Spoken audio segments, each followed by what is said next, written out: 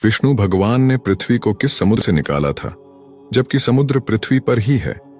हिरण्यकश्यप का भाई हिरण्याक्ष ने पृथ्वी को ले जाकर समुद्र में छिपा दिया था।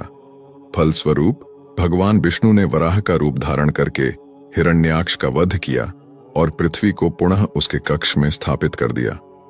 इस बात को आज के युग में एक दंतकथा के रूप में लिया जाता था। लोगों का ऐसा मानना था कि यह सरासर गलत और मनगढ़ंत कहानी है, लेकिन नासा के एक खोज के अनुसार खगोल विज्ञान की 2 टीमों ने ब्रह्मांड में अब तक खोजे गए पानी के सबसे बड़े और सबसे दूर के जलाशय की खोज की है। उस जलाशय का पानी हमारी पृथ्वी के समुद्र के 140 खरब गुना पानी के बराबर है, जो 12 बिलियन से अधिक प्रकाश वर्ष दूर है। जाहिर सी बात है कि उस राक्षस ने पृथ्वी को इसी जलाशय में छुपाया होगा। इसे आप भवसागर भी कह सकते हैं, क्योंकि हिंदू शास्त्र में भवसागर का वर्णन किया गया है। जब मैंने ये खबर पढ़ा तो मेरा भी भ्रम दूर हो गया।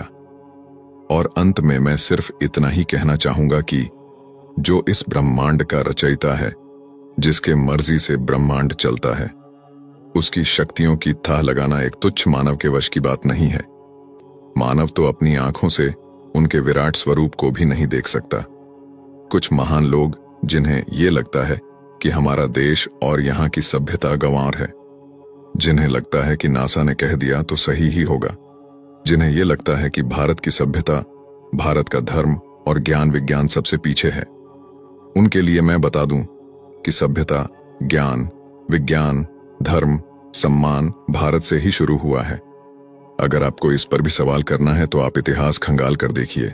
जिन सभ्यताओं की मानकर आप अपने ही धर्म पर सवाल कर रहे हैं, उनके देश में जाकर देखिए। उनके भगवान तथा धर्म पर कोई सवाल नहीं करता, बल्कि उन्होंने अपने धर्म का इतना प्रचार किया है कि मात्र 2000 साल में ही आज संसार में सबसे ज्यादा ईसाई हैं। और आप जैसे बुद्धिजीवी सेकुलरों का धर्म परिवर्तन कराते हैं। और आप तो आप ही हैं जो खुद अपने ही देश और धर्म पर सवाल करते हैं। अगर उनकी तरह आपके भी पूर्वज भी बंदर थे तो आपका सवाल करना तथा ईश्वर पर तर्क करना सर्वदा उचित है। कौन होता है नासा, जो हमें यह बताएगा कि आप सही हैं या गलत? हिंदू धर्म कितना प्राचीन है, इसका अनुमान भी नहीं लगा सकता नासा। जब इंग्लैंड में पहला स्कूल खुला था, तब भारत में लाखों गुरुकुल थे और लाखों साल पहले 4 वेद और 18 पुराण लिखे जा चुके थे। जब भारत में प्राचीन राज प्रथा चल रही थी, तब ये लोग कपड़े पहनना भी नहीं जानते थे। तुलसीदास जी ने तब सूर्य के दूरी के बारे में लिख दिया था, जब दुनिया को दूरी के बारे में ज्ञान ही नहीं था। खगोल शास्त्र के सबसे बड़े वैज्ञानिक आर्यभट्ट, जो भारत के थे, उन्होंने दुनिया को इस बात से अवगत कराया कि ब्रह्मांड क्या है, पृथ्वी का आकार और व्यास कितना है।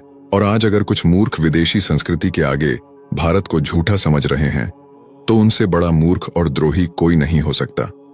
दिन और रात का सही समय पर होना, सही समय पर सूर्य अस्त और उदय होना, पेड़ पौधे, अणु परमाणु तथा मनुष्य की मस्तिष्क की कार्यशैली का ठीक ढंग से चलना, ये अनायास ही नहीं हो रहा है।